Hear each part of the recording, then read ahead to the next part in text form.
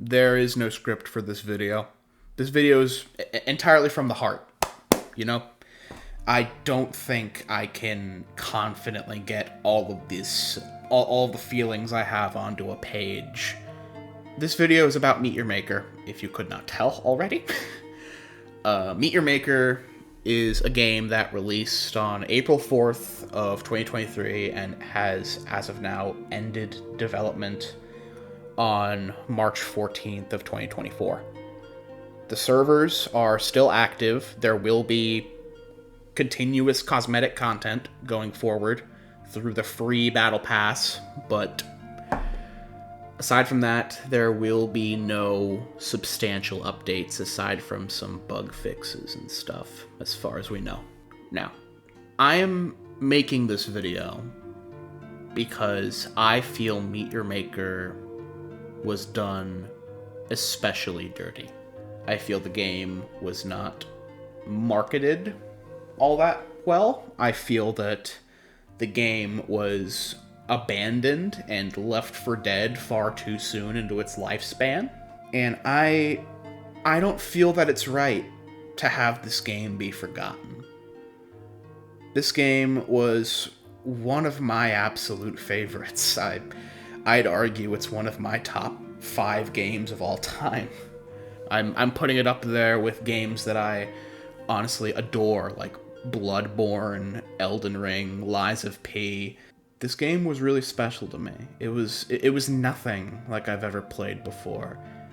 And you may notice in the background that there's different bases being shown. These are all community members of the Discord. I requested that people show off their greatest bases, the ones that they're the most proud of.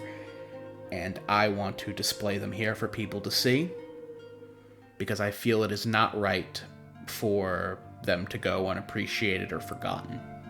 And speaking of the community Discord, I just want to say thank you, Melkor, the creator of the Discord. Thank you for putting up with all of our shenanigans for so long. It really means a lot to us. But oh god, where do I begin? I started playing around Sector 1, Dreadshore, and I knew I was going to love this game the second I saw the suits.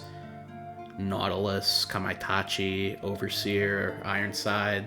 All of them just had this distinct look to them. They were so odd and so Meet Your Maker. I don't know if that makes any sense, but they were one of a kind, basically. And the guards, they gave off this big Doom vibe, but at the same time, they felt like right where they belonged. I loved how some of them just didn't have limbs, and there was actually a lore explanation for it, because if the limb wasn't being used, then it was scrapped and put with other genetic material. I loved, as few weapons as we had, I really liked the combat system. My favorite weapon as of now is the Lodestar Shield, which you'll see me using quite a lot in the background. But it's enough about me getting all sappy, and I just want to talk about why exactly I'm making this video. And it is to commemorate this game. This game had a lot of issues, being like Synthite. Just having to reload a base was extremely annoying.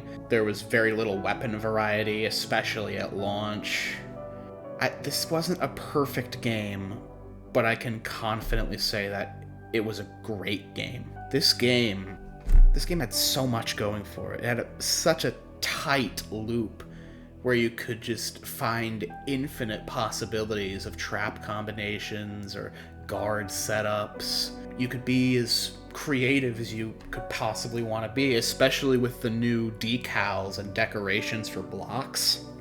The game is one of the few games I've seen with a free battle pass where you don't have to pay a cent.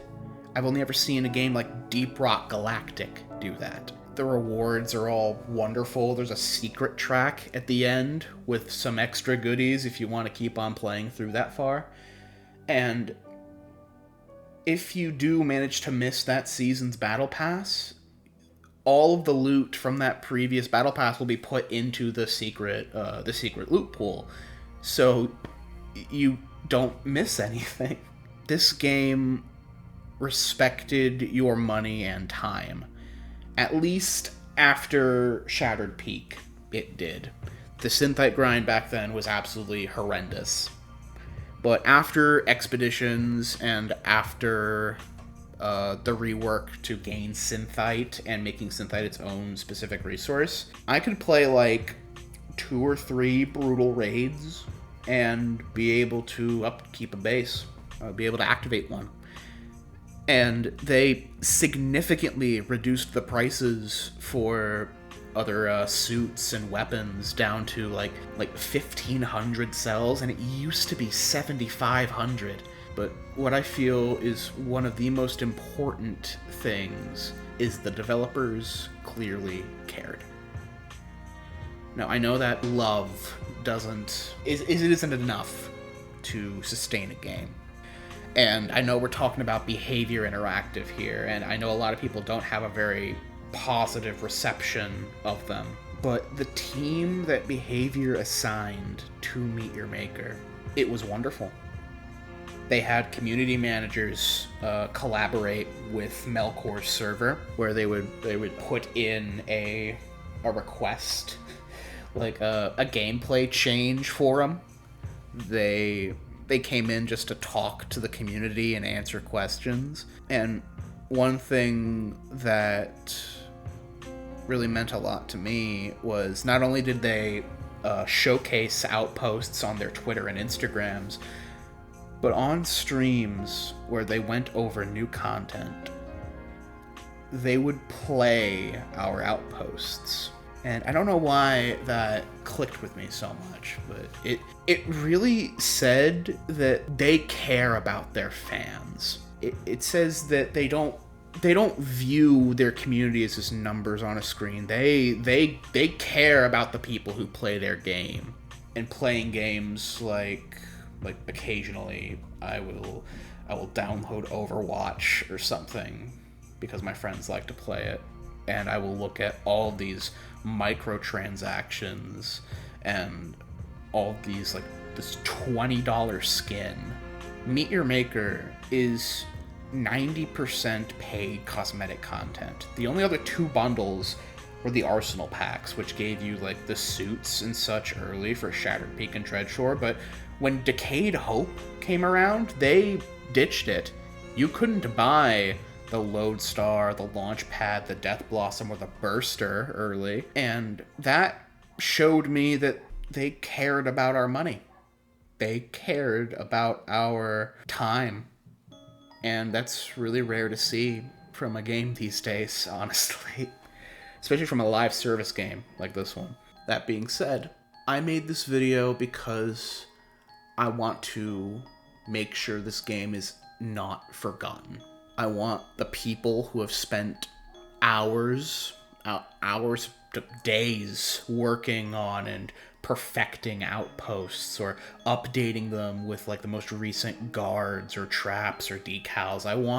I want to make sure that their work does not go unseen. I want to make sure that their phenomenal bases are appreciated. Because I appreciate what this community has done. I love what we have built. And I know not everyone is going to share the same sentiment, but even if there will not be any new significant content, I will stay here and I will build bases for anyone curious enough to stumble upon this game again. Because I love this game. And I want to make sure that the community and the developers of this game know that their work has made people happy. And I just want to say thank you to the community and to behavior. Thank you for making this unforgettable experience.